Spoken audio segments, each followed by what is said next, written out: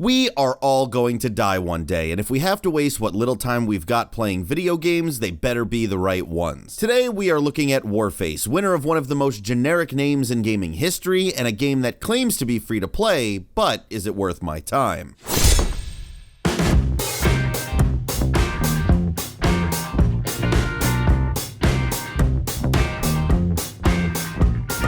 Crytek is a big name in gaming, despite never really hitting it big in the sales department. While their games have been successful, they are more known for their graphical prowess and pushing the industry's visual standard. The original Far Cry was right alongside titans such as Half-Life 2 and Doom 3 in the race for what was then next-gen graphics, creating a visually stunning game for the time with somewhat basic shooter gameplay.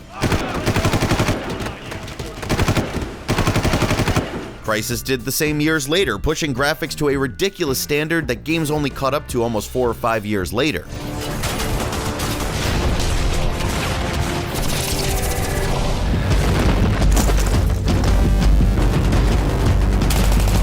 Can it run Crysis? Can it run Crysis? Can it run Crysis? Nowadays, probably, yes. So Far Cry, Crysis, and now Warface? Why isn't this game called Warcry? Were they afraid it was too generic sounding? Because Warface isn't much better.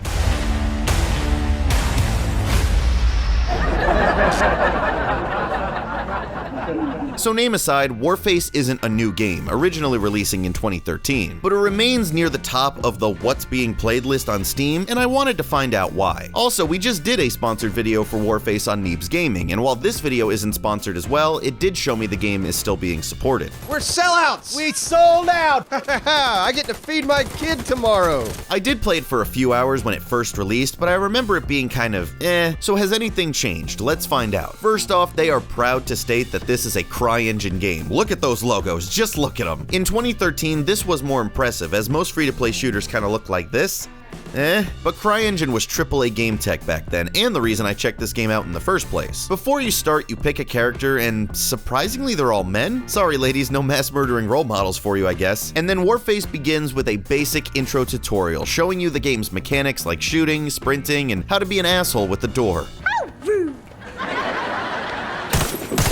You can aim down sights and crouch, basic stuff that they somehow screwed up. Serious question here, guys. On PC, does anyone like toggle aim down sights or crouch? There never seems to be a standard with PC shooters. Some games have toggle by default, others don't, especially in an action shooter like this. Anyways, once you fix the game settings, you throw a grenade by pressing 4 to equip it, which is like an ancient method of throwing stuff. I later found out you can press G, but it's still weird to have the option to equip it. It's like from the Half-Life days.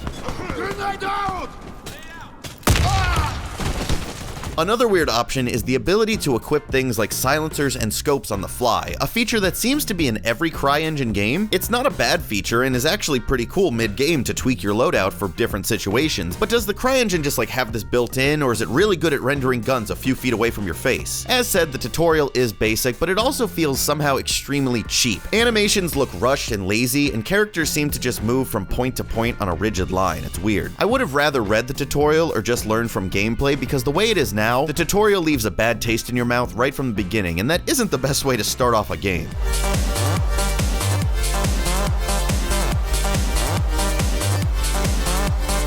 After you learn the very basics, you're thrown into the menus and forced to join a co-op game. I do like this since it doesn't just throw you into the deep end and let you get used to the game, but then why even have the tutorial? You click join and the game starts its matchmaking while you run around a shooting range area to warm up. This is actually pretty cool, and before matches I found myself shooting at targets, and there's even a little Tomb Raider-esque obstacle course. Where's that fucking butler? I'm gonna put him in the freezer. It's a cool little addition to the game and gives you something to do while you wait, kind of like skirmish mode in Overwatch. So I knew going in Warface was a multiplayer shooter. 2 teams fight it out for kills or some kind of objective, but I'd never heard about Warface's co-op mode before. So jumping right in, I didn't know what to expect, and this is Destiny. I feel like I'm saying that a lot lately, it's weird, check out my last video. But yeah, Warface's co-op mode feels like a mission in Destiny. You run around and shoot at NPCs. Hold on, wait a second, what is that hit marker?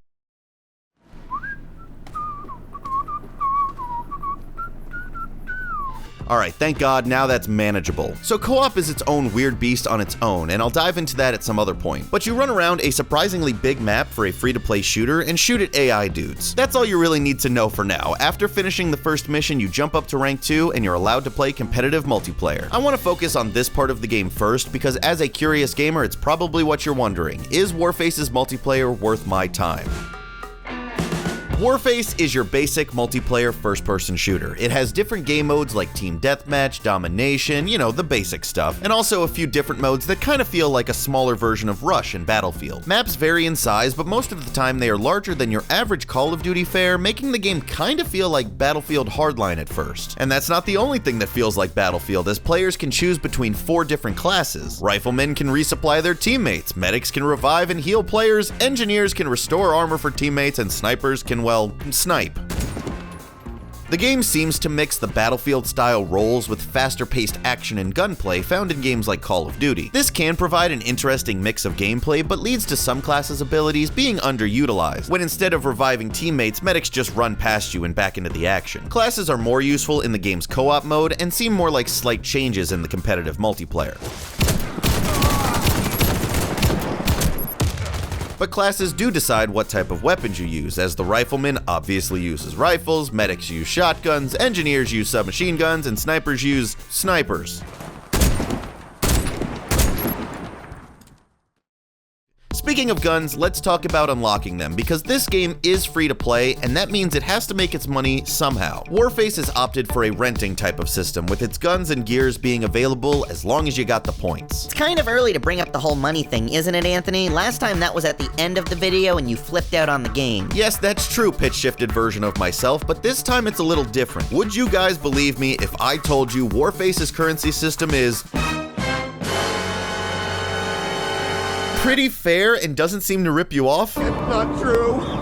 That's impossible! No, it is, Luke, for the most part. Most guns and gear give you a few options if you want to play with them. Rent a gun for 2 hours, 7 hours, or even 30 days, and others you can do permanently. And the amount they ask for isn't that insane. At first, I thought the game only gave you 200 points to start with because of this weird space. But then when I rented my first gun, I realized you start with over 5,000. That's a ton for what the game asks for its basic weapons. Sure, there are some crazy ones with skins and whatnot, but they give you plenty of points to try different guns and really nail down what works for you. Plus, from just basic gameplay and sign-in bonuses, they give you plenty of points to keep a small arsenal for each class. I don't really know how this system pans out over hundreds and hundreds of hours, but as a new player, I actually felt welcome and encouraged to play, instead of scared away from an impossible mountain to climb. Hey, wait a minute! Oh my god, they locked away the female characters behind a paywall, along with some Easter egg characters like the nanosuit guy from Crysis, and I don't know these other people. Oh, I need 800k! Damn it, but I want to be combat ready and wear the most effective outfit for combat. So look, I get it, Warface is banking on the whales who will drop a ton of money on the game. And you know what, I would rather have this system than a game that nickels and dimes all of its players. The rest of us will just have to play the game to earn our points, but the question is, will it keep us around long enough to get there?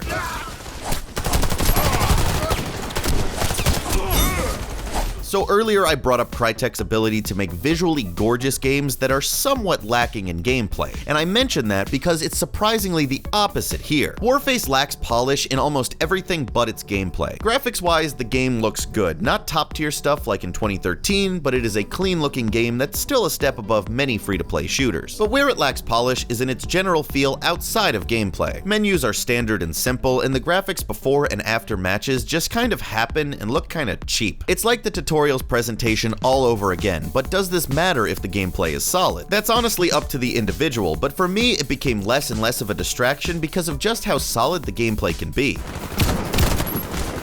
It's just the kind of shooter where you throw on some music and just go at it, pure running around action, but the game feels punchy and good. I always try to do the pistol test when I start a new shooter because usually you can tell a quality game from its pistol.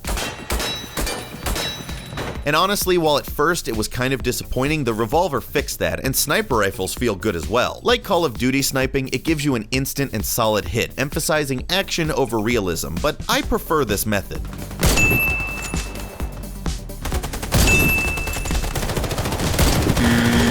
The ability to help people up ledges like in single-player co-op games is weird, but it does promote teamwork somewhat. I didn't use it too often, but it is definitely a unique inclusion. And honestly, the game just feels really solid. It's not mind-blowing, but it's just a solid shooter. I could go into every little detail, but here's the sentence I wrote in my notes while playing. Quote, "The more I played, the more impressed I am. It's a solid game, ...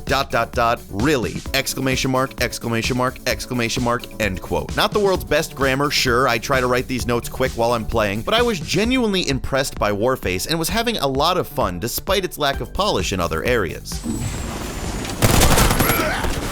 I wish there were match endings or replays or something, because right now the menus they have are kind of janky. The sliding, while fun, does look pretty silly, and respawn times are surprisingly long for a game of this nature. But if you are a fan of fast-paced first-person shooters, there's a lot to like here. Same if you're not a fan, it probably won't change your mind. Unlike the last game I looked at that tried to copy its contemporaries and failed, Warface actually succeeds in copying its influences, at least in the gameplay department.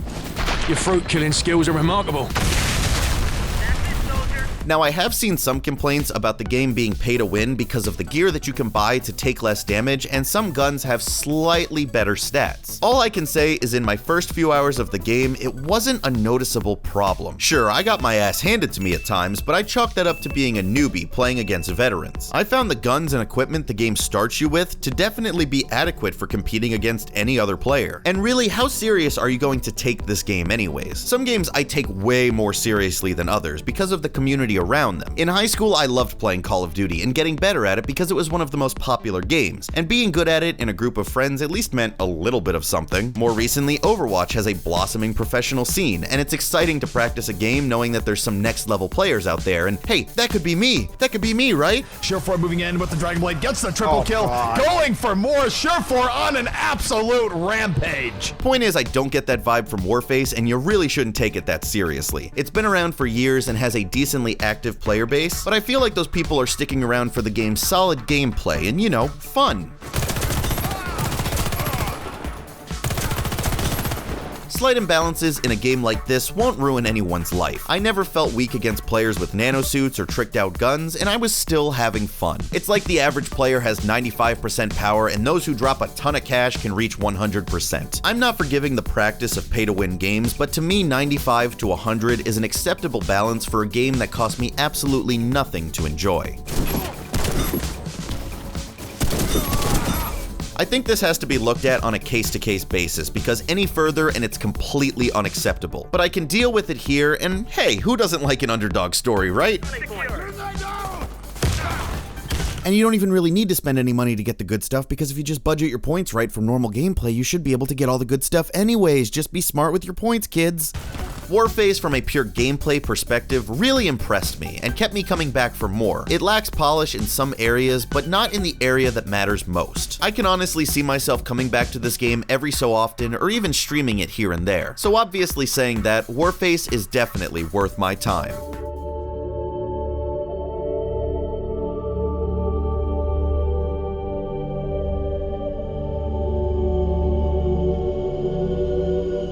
But that's just the multiplayer. What about co-op? Coming soon, is Warface co-op worth my time?